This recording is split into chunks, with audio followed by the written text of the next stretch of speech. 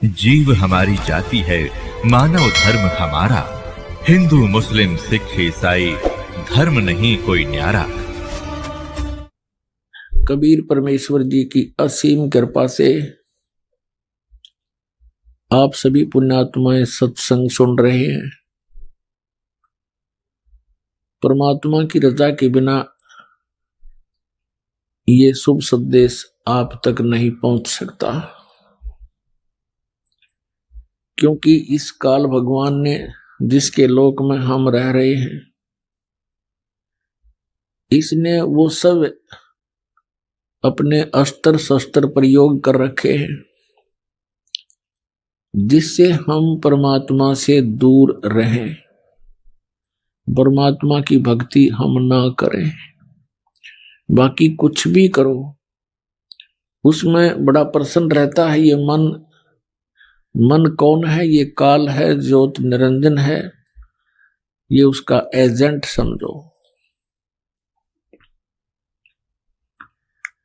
ये नहीं चाहता कि ये आत्मा कल्याण करवा जा, ये चाहता है कि ये कोरी बकवाद करे, इन खिलौनों से खेलता हुआ अपना मनुष्य व्यर्थ कर जाए। बस फिर 83 लाख प्रकार के इन प्राणियों की योनियों में जाने के बाद फिर इस जीव का काल को डर समाप्त हो जाता है कि अब ये कुछ नहीं कर सकता। केवल मनुष्य जीवन के अंदर ही ये परमात्मा की शुद्ध कर सकता है, साधु संत की शरण में जाकर के ये कल्याण करा सकता है। उसके लिए भी इसने व्यवस्था कर रखी है, अपने नकली दूत भेज रखे हैं, कदम कदम पर मिसगाइड करने वाले इस आत्मा को अनगिन संत बना रखे हैं, मार्गदर्शक बना रखे हैं।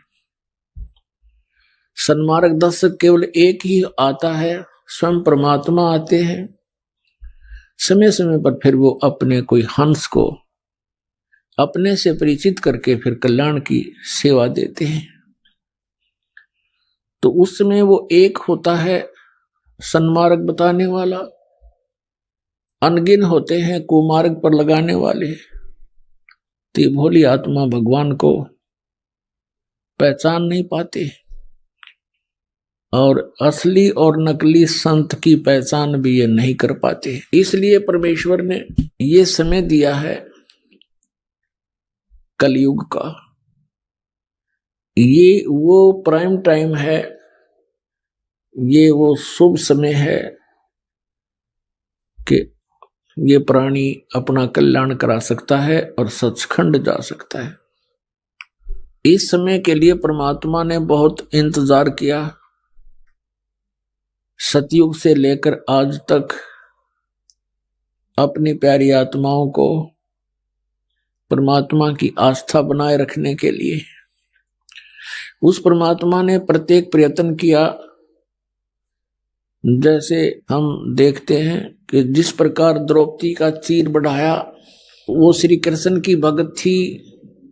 श्री कृष्ण स्वयं विष्णु अवतार थे, अपनी ही वो महिमा करते हुए विष्णु जी की पूजा कराया करते थे। द्रौपदी विष्णु जी की पूजा करती थी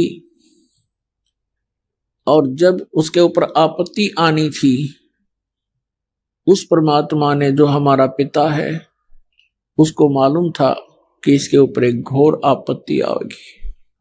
उससे पहले स्वयं ही एक साधु रूप बना करके द्रौपदी को मिले, जब वो स्नान करने के लिए दरिया पर गई हुई थी, गंगा पर गई हुई थी, और वहां एक लीला की, एक सूरदास की, अंधे महात्मा की, और द्रौपदी ने अपनी साड़ी में से एक कपड़ा फाड़ के दरिया में डाला था, क्योंकि साधु की लंगोटी बह गई थी जल में। वो गहरे जल में खड़ा था, शर्म का मारा। उस एक 9 इंच की साड़ी के टुकड़े के बदले में उस परमात्मा ने आशीर्वाद दे दिया, बेटी तने आज मेरी इज्जत रखी है, परमात्मा तेरी इज्जत रखे, तुझे घनाए कपड़ा देवे। जिस समय दुशासन ने द्रौपदी का चीर हरण करना चाहा।